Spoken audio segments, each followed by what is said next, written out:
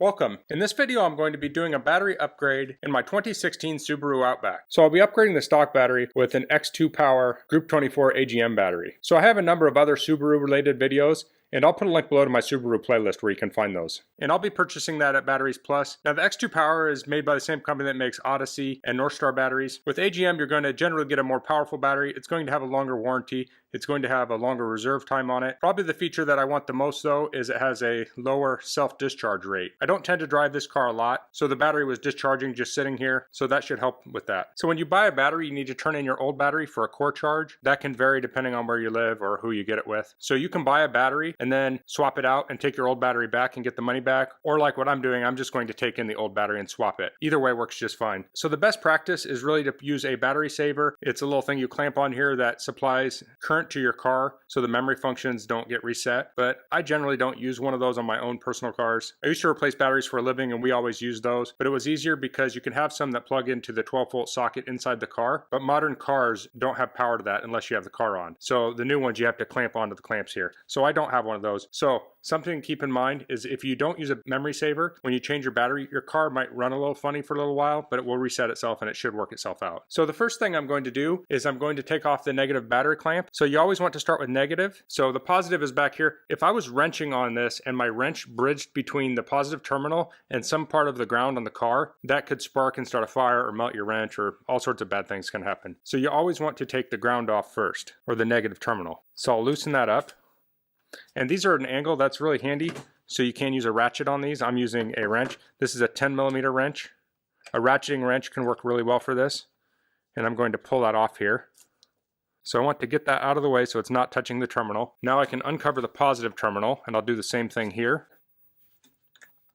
So these wires here I have are from a trickle charger I put on here, and I'll put a link below to that video. I was using that to maintain the battery. This battery is about 6 years old. I probably extended its life about 2 years by using a trickle charger. But winter's coming and I want a more reliable battery in here for this winter. This red goop on here is an anti-corrosion compound, and I'll be putting more of that on here. I'll get the terminal off. So if your terminals are dirty, you do want to clean them. You can use an anti-corrosion spray, or you can use baking soda and water with a toothbrush and scrub it off there and rinse it with water. That is really on there. Okay, so I have neither of the clamps touching the terminals. You want to be careful. Sometimes these will spring back and they'll touch the clamps. You want to be careful of that. Next, I'll remove the battery clamp. The easiest tool for that is a 10mm deep socket. You'll loosen these up on both sides. If any of these parts are corroded, you probably just want to replace them. So it looks like these studs are the same size. I'll probably still try and keep them on the same side of the car, but so I can pull this clamp out of the way now. And now I can lift the battery out.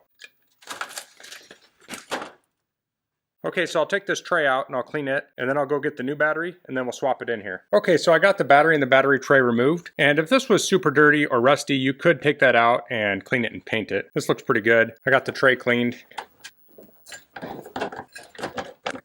So that's back in. Now I'm going to check the fit of the battery. Okay, that fits in the tray pretty good. So the Group 24 battery is as long as the tray that is in the bottom of the OEM battery. So the battery that comes in the Outback could be longer. Now height-wise, this is maybe a 1/4 inch taller, or probably less than that even. So I'll put the clamp back over it. So performance-wise, the old battery was under 400 cold cranking amps. This is 840 cold cranking amps. So this has twice as many cold cranking amps. This is also a deep cycle battery. So if you're camping and this gets cycled down, it's not going to damage it like it would a regular battery. Now you wouldn't want to run your battery down if you're camping, but maybe you have a solar setup that you can, recharge this a little bit more. This could be good for that purpose too. So I'll put the hold down studs back in. And if these were rusted, you could clean them up and put some corrosion protection on them, but mine look pretty good. They seem to fit nice with the taller battery. So when you tighten these down, you just want them snug. So I have them pretty much hand tight. I don't know that I'm actually going to tighten them a whole lot more than that. I'm just with my hand on the socket. I'm not using the ratchet, because I could really wrench these down if I wanted, but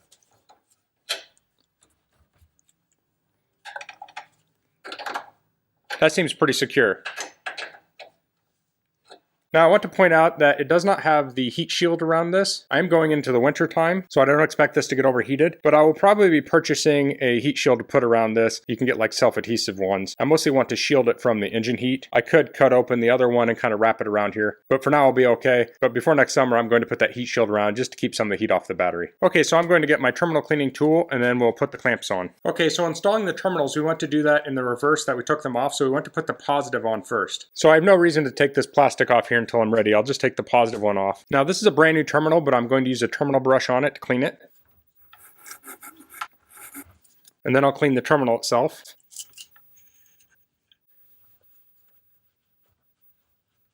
So I had a lot of the terminal protectant on there, so I wiped that off first, and then I'll use the brush to clean it.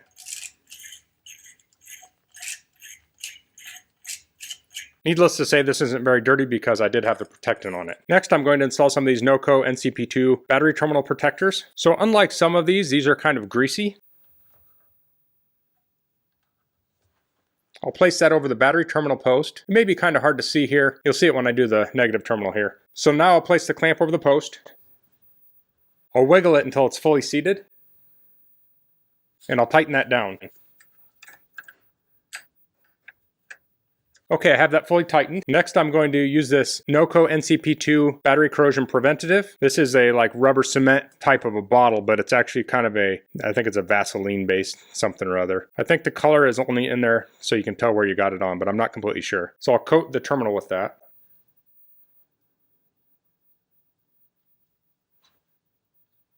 Then I'll replace the terminal cover if you have it. Sometimes these things get broken off.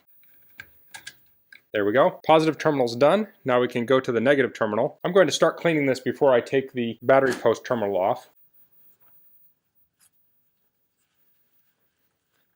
I'll use the clamp brush.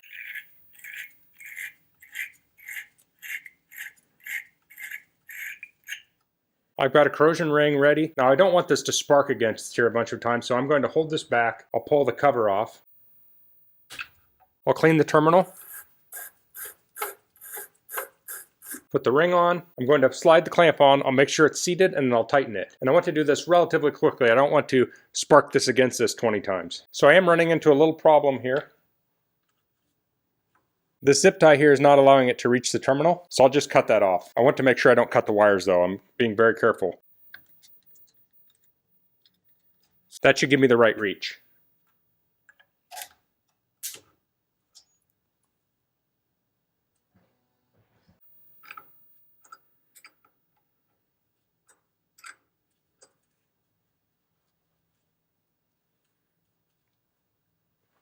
Okay, so I had a little spark there. That's not surprising. The car is waking up now. There are a lot of systems that use electricity when a car is not on. So I have that seated. I'll tighten that down.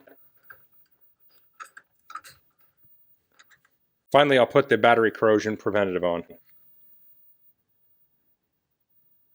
So I already had a bunch on these other parts of the battery terminal clamp. If I didn't, I would coat those again. So now we're finished. So I have some tools and stuff sitting over here. I have some sitting over here. You want to make sure you have all your tools out, and then you can go ahead and do a test startup and then go take it on a drive. And like I said, it may need to reset some of the systems. So as you drive it, that should happen. So we upgraded two things here. We got a larger battery and an AGM battery. So the combination of those two is really going to supercharge our battery capabilities of this car. So for day-to-day driving, I don't know that this is going to make a huge difference, but it could help if I'm out camping and I need to use the 12-volt socket to inflate something. I'm not going to worry as much about running my battery down, or if I'm charging a phone or something like that. So that's all I'm going to cover in this video. If you have any questions, please leave them in the comments. If you like this video, please click like. If you haven't subscribed to my channel, I'd appreciate it if you could do that. And thanks for watching. Until next time, goodbye.